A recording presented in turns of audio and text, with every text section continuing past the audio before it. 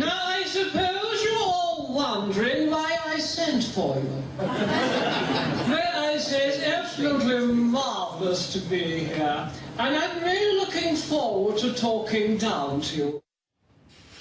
Well, and the man behind that voice, Steve Nallen, joins us now live from our London studio. Steve, thank you very much for being with us. You played, well, you should say you imitated the former Prime Minister's voice very, very well in Spitting Image, and as we just saw there, what was it about her, her personality that you were, I guess, attracted to?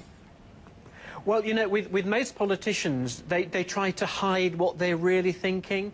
You know, that they've got an agenda where they try to hide it.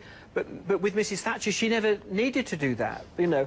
Of course, people have been talking about Mrs. Thatcher being divisive.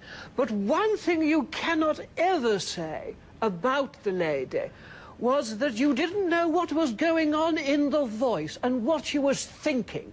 And those are great characters to play. And interestingly enough, Mrs. Thatcher had different voices, didn't she, for, I guess, to show different types of emotion. Can you tell us a little bit about that? Well, you know, in the interview technique, she often used to be very slow in some ways, very, very considered, often looking to the side and then answering the question. And then, of course, she would be at the big speech in a party conference, far more statesmanlike. We have achieved, we will continue to achieve, and we shall achieve.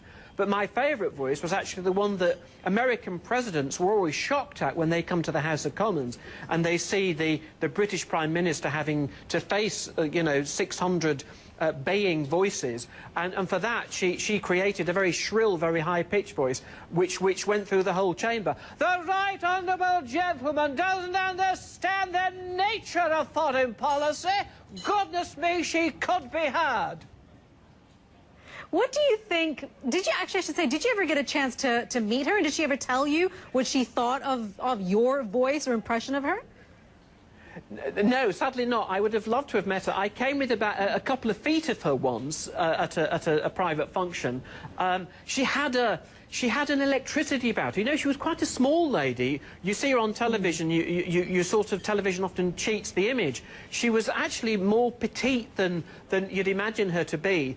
But even the brief 30, 40 seconds where I was near her, you had a real sense of the electricity that was in there and the power vessel that she was.